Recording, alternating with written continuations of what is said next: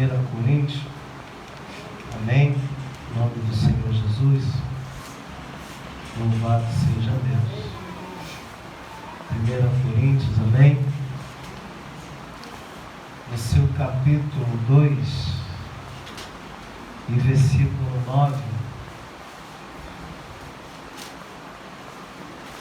1 Coríntios capítulo 2 e versículo 9. Quando você procura, eu quero agradecer pelo convite. Quero louvar a Deus pela vida da pastora, pela vida do pastor Eudes, pela vida das irmãs de oração. Quero pedir perdão por não estar na vigília. Eu queria estar na vigília. Programamos eu, minha esposa, Esther, Maria, Azaf ia vir, mas prove a Deus que a gente foi para outro mistério, em família, porque tantas vezes a gente busca e acabamos esquecendo, né, da nossa momento de família. Aí eu falei, filha, você vai conseguir ir para a vigília? Ela, meu Deus, não vai conseguir não. Eu falei, poxa, vou pedir perdão. A igreja me perdoa em nome de Jesus? Amém. Amém. Está escrito assim, 2:9, amém? Mas como está escrito, as coisas que o olho não viu, ouvido não ouviu, e não subirá ao coração do homem, são as coisas que Deus preparou. Se assenta dando glória a Deus. Glória a Deus. Se for possível, bate palma para Jesus que Ele merece. Olha para cá. Estamos aqui no primeiro título que está falando sobre o caráter da pregação de Paulo. Estamos falando de um servo que até então antes de ele ser Paulo, tinha por nome Saulo de Tarso. O primeiro módulo da interpretação é que esse Saulo é aquele que persegue a igreja do Senhor. Ele era o grande. Todos nós, sabedores, conhecem isso. Sabemos a história de Paulo. Por isso, chega um tempo que, num certa ocasião, Deus vê que ele tinha um caráter muito de perseguição, um caráter ruim, um caráter de persistência. Então Deus logo vai procurar a vida de alguém que vai ao caminho de Damasco e transformar o caráter dele de um servo do Senhor. Até então, esse servo que é transformado depois de toda omissão, de toda a organização maligna para perseguir a igreja, ele é transformado no caminho de Damasco ao encontro com Deus. Então, esse Paulo que estamos falando aqui, ele já está transformado. Ele está o quê? Transformado. Por quê? Por mim? Não. Ele está transformado pelo Senhor. Falar de Paulo aqui, se for pregar, pastora, não vai dar tempo, sabe por quê? Porque eu estou falando de alguém, missionária Bianca, que tinha 72 idiomas. Estou falando de alguém aqui que foi servo e aluno de Gamaliel, um rabino. Estou falando de um servo que tinha toda a ciência, a sabedoria e conhecimento. Mas, quando ele se transforma, ele vai ter a humildade de escrever à igreja aos Coríntios do capítulo 13, versículo 1, que ele vai reconhecer e dizer assim: ainda que eu tenha a língua dos anjos, ainda que eu tenha tamanha fé, ainda que eu tenha tamanha ciência, se eu não tiver amor, eu nada serei. Ainda que eu queima meu corpo como mental, ainda que eu tenha toda a sabedoria, se eu não tiver amor, eu nada serei. Ele reconhece, porque ele está transformado. Ele está o quê? Quando está transformado, tem simplicidade. Quando está transformado, tem amor. Quando está transformado, não quer ser melhor do que ninguém. Quando está transformado, tem projeto. Quando está transformado, transformado tem propósito. Quando está transformado tem direção. Quando está transformado tem visão. E a visão de Paulo é mostrar na sua pregação do caráter transformado na igreja de Corinto, que não adianta tamanha sabedoria persuasiva. Ele está dizendo aqui que o importante do conhecimento e o importante da sabedoria é que a mensagem vem como semente que venha transformar. Ele está dizendo aqui para mim e para você que venha ter resultado. Ele prega e está dizendo do seu próprio caráter. Ou seja, ele não está sendo ignorante. Ele não está sendo um homem com imoralidade. Ele está dizendo que precisamos ter caráter e transformação. A junta da adjunção. Caráter significa transformação. É por isso que Paulo começa a dizer que os príncipes deste mundo, observa o versículo que acompanha a Bíblia, ele está dizendo sobre Satanás, o espírito maligno. Ele está dizendo sobre aquele que já está trabalhando 24 horas contra mim e contra você. Mas o mais interessante é que quando eu entro no versículo 8, eu vejo Paulo ensinando acerca diabólico, explicando para a gente estar atento, para a gente ficar ciente que o príncipe desse mundo, ele não veio para brincar, ele não veio para mostrar para você o melhor, o bom, ele veio mostrar para você o caminho, que é o caminho do enxofre, do caminho largo. Então, só que Paulo, quando ele vai relatar acerca do versículo 9, as coisas que o olho não viu, que o ouvido não ouviu, e não subirá ao coração do homem, ele está dizendo aqui acerca do céu. Quando eu olho para a Bíblia da carta de Paulo, eu vejo em todas as cartas paulinas que ele está sempre relatando os mistérios para o povo que se encontra escondido lá na igreja de Corinto, que é Coríntios. Quando Paulo está orientando os irmãos, até o ponto dele chegar a esconder na Itália, ali na posição de Roma, você está vendo que Paulo, ele tem a preocupação com os irmãos. Ele está dizendo para os irmãos, olha só, existe um céu, existe um reino, existe a maravilha. Sabe o que me chama a atenção também? É quando em 2 Coríntios, por que não dizer capítulo 12, Paulo vai falar acerca da sua espinha, mas também Paulo vai falar do mensageiro de Satanás. Eu amo a pregação de Paulo e amo a interpretação de Paulo, porque Paulo está sempre alertando eu e você.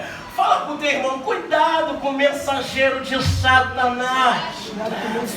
Fala até ele entender. Diga para o seu irmão, cuidado com o príncipe deste mundo. Fala. Oh meu Deus. Quando Paulo está falando sobre isso, ele está despertando a igreja. Ele está alertando a igreja. É por isso que eu amo as cartas de Paulo.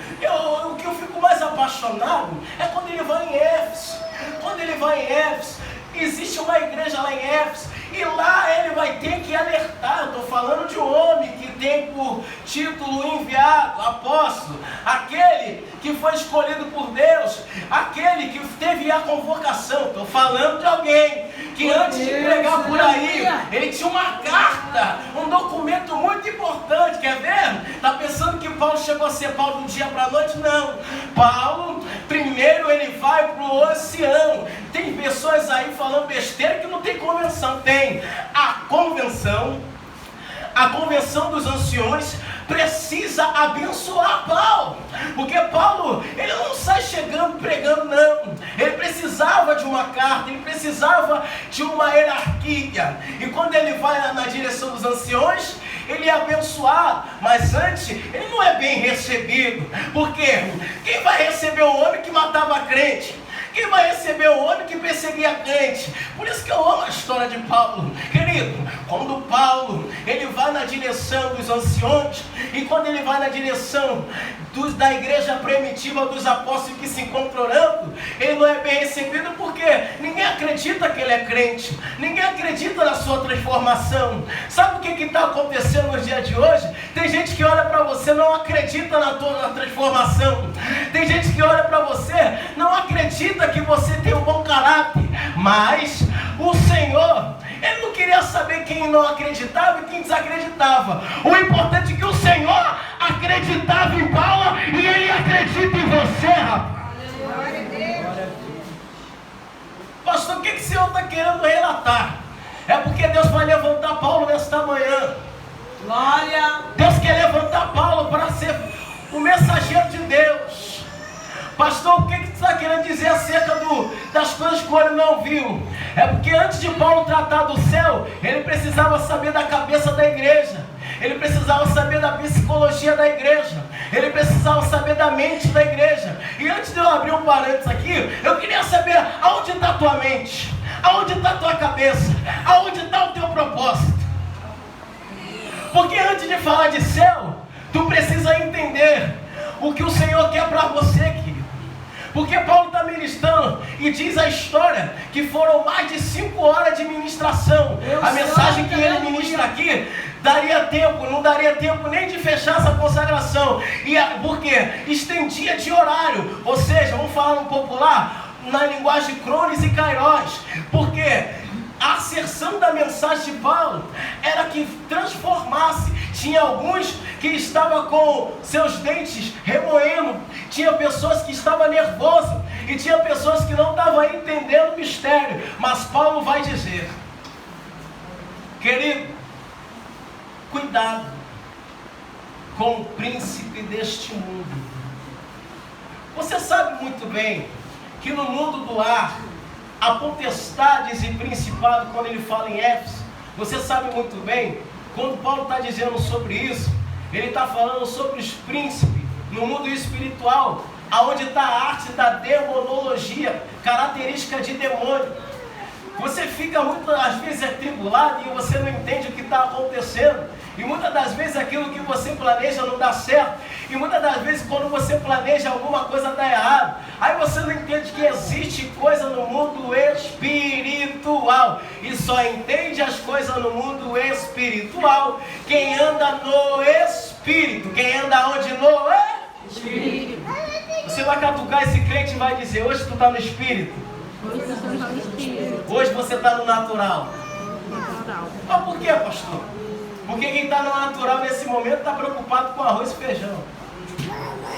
Ou quem está no natural está preocupado com a conta. Quem está no natural está preocupado com o carro. Quem está no natural está preocupado com o que vai ser de amanhã, o que vai calçar, o que vai vestir. Quem está no natural está preocupado como é que vai ser o dia da manhã. Quem está no natural está perguntando, meu Deus, o que eu vou vestir, o que eu vou calçar. Quem está no natural só vive no WhatsApp. Quem está no natural só vive nas coisas do sistema da social. Quem está no natural está preocupado, será que hoje só tem salsicha ou ovo? A pessoa natural vive preocupada, mas ele esquece que tudo isso vai ficar e nós vamos subir. Mas existe até um requisito para subir. Para subir, segundo a tradução dos 4 evangelistas, alguém que se escreve por nome Mateus. Mateus vai dizer, bem-aventurado aquele que tem o coração limpo. Então o coração o quê? Limpo. Como está o teu coração? Fala para o seu irmão. Diga para ele, Deus, se teu coração está sujo, fala. Jesus é especialista para limpar nesta manhã. Pastor, por que muitas das pessoas não estão mais glorificando como antes? Por causa das coisas deste mundo. Meu Deus, aleluia. Paulo também vai dizer, não havia, irmão, escuta, não tinha Pix. Antigamente não tinha essas tecnologias. E Paulo vai dizer que a ciência multiplica. Mas como é que ele sabe? Se ele não estava nesse tempo. Como é que Paulo sabe disso? É que ele sabia que o amor de muitos se esfria. Agora tu vai pegar isso na mão desse crente. Pega na mão desse irmão, mas pega mesmo, vai. E você vai dizer, não deixa o amor se esfriar. deixa o amor se esfriar. Vou te pegar. Eu estou preocupado com a minha geração. Eu estou preocupado porque muita geração vai ficar. De verdade. Eu me lembro uma vez, se eu não me lembro, eu tinha na idade de 17 ou 18 anos, por aí, que nós chegávamos na porta da igreja, não era? Tinha uma irmã de pandeiro, cabelo branquinho, nossa, ela assim, igual os vasos. Quando nós pisávamos na terra, o negócio já descia. Fica aí mesmo, que eu tenho um mistério para te falar. E esse tempo era gostoso. Só que o negócio mudou. As pessoas só estão entrando no movimento de Deus, que isso é bíblico, quando só tem corim, quando só tem marcha com varão, grandão da Galileia, ou quando tem até essa música que a pastora cantou aqui. Mas ninguém está entrando mais no movimento do avivamento da palavra. A palavra que Paulo prega, vou dizer aqui para terminar, ele não está dizendo que ele não... Olha o que ele está dizendo nos primeiros versículos. Eu não quero constrangir através somente da palavra. Que doideira é essa que ele está falando? Ele está somente dizendo, irmão, eu não quero somente constrangir. Eu só quero que você entenda que a minha mensagem é uma forma de passar para vocês de algo de transformação.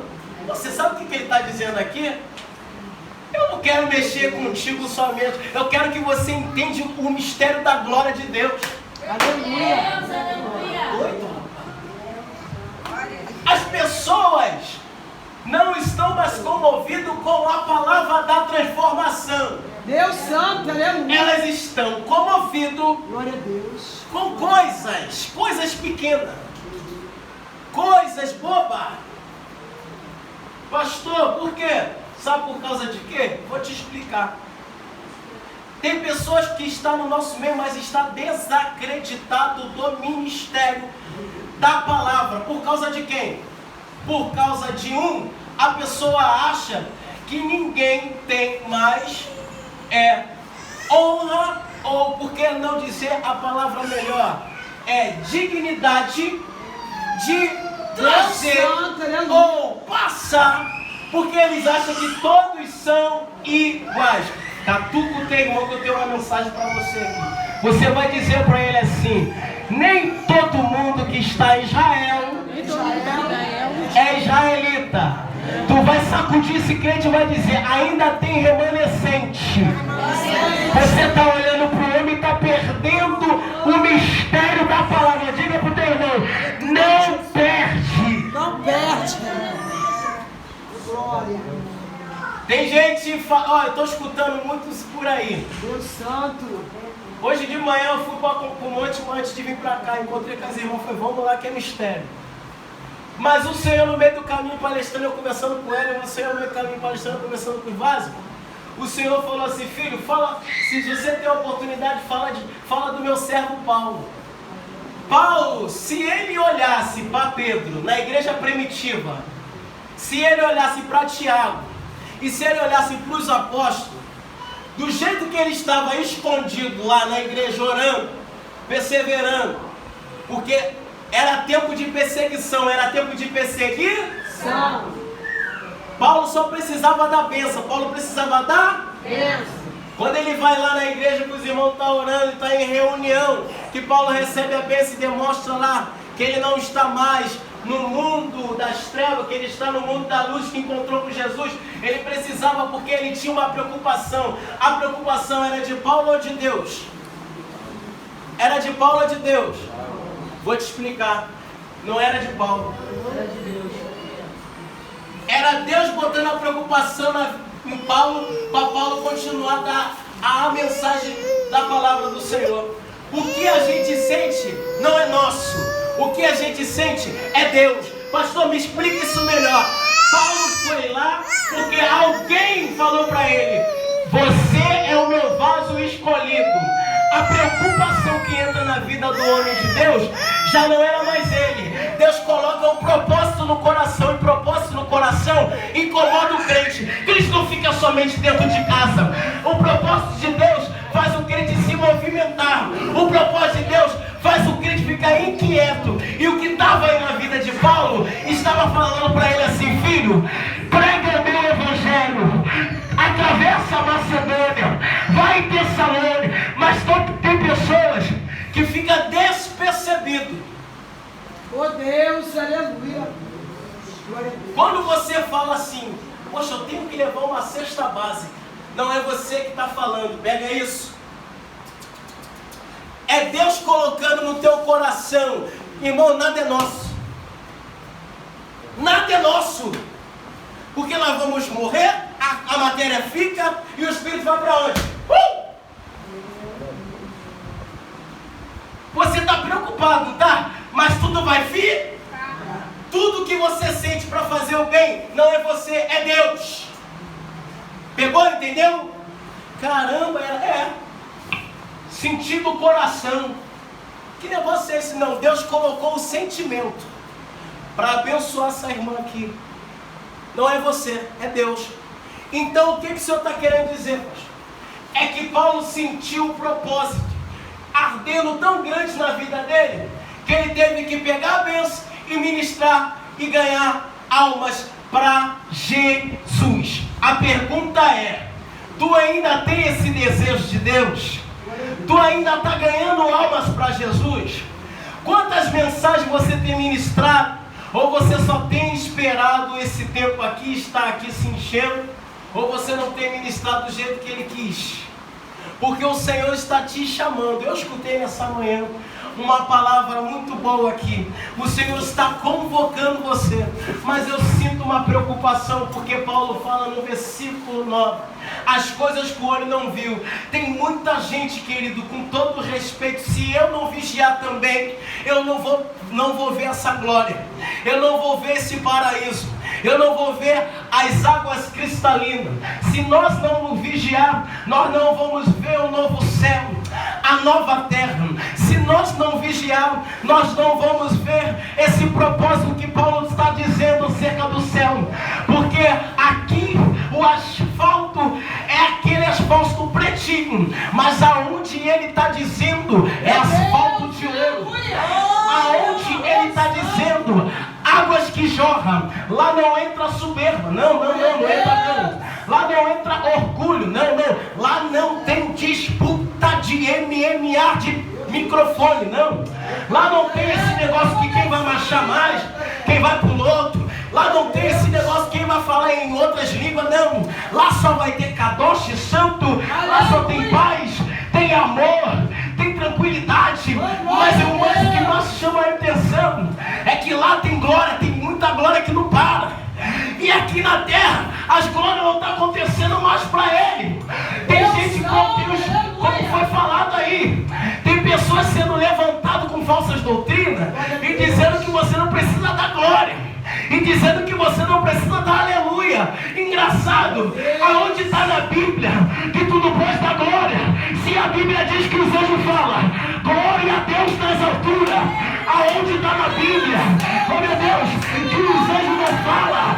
Agora a igreja está entendendo. Pega isso. Paulo não tinha necessidade, eu já entendo de quem é de direito, para não fadigar o povo.